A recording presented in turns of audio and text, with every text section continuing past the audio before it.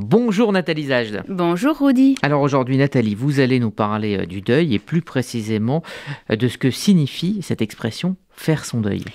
Oui, alors il y a bien sûr plusieurs façons d'être en deuil, de faire son deuil comme on dit, et l'une d'elles nous est proposée par Laurent Sexic, un médecin qui, paradoxalement, s'intéresse à la question. Alors, Rudy, je dis paradoxalement parce que, habituellement, les médecins cessent de s'intéresser à leurs patients dès lors qu'ils ne sont plus vivants, dès lors qu'il s'agit de la mort. Mais Laurent Sexic a trouvé un moyen de continuer à s'occuper des humains malades après leur mort en devenant écrivain.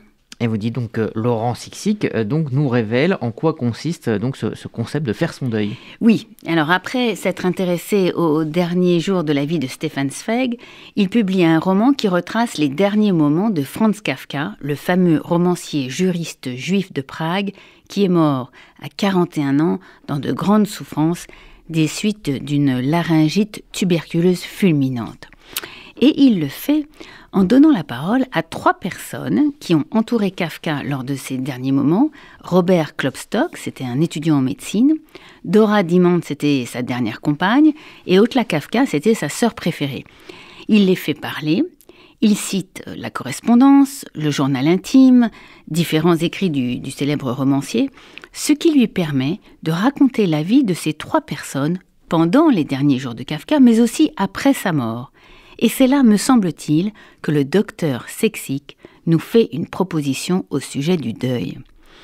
Au travers de ces 3 proches de Kafka et de ce qui leur arrive après le 4 juin 1924, date de la mort de l'écrivain, Sexic nous montre que le deuil consiste à assumer une part de l'être qui n'est plus.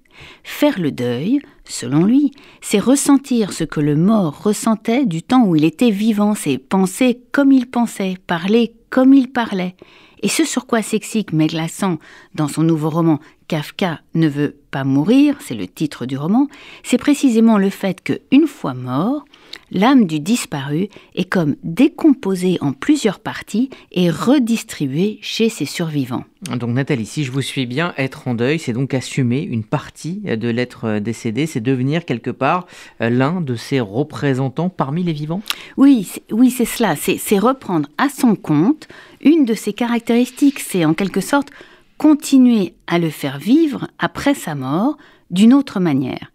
Ce faisant, chez les Juifs, c'est permettre aux morts de se libérer du monde d'ici pour partir dans le monde à venir, qu'on appelle en hébreu « Haolam Haba », et ainsi de permettre aux morts de mener une nouvelle existence, l'existence de ce que la tradition juive nomme précisément les vivants.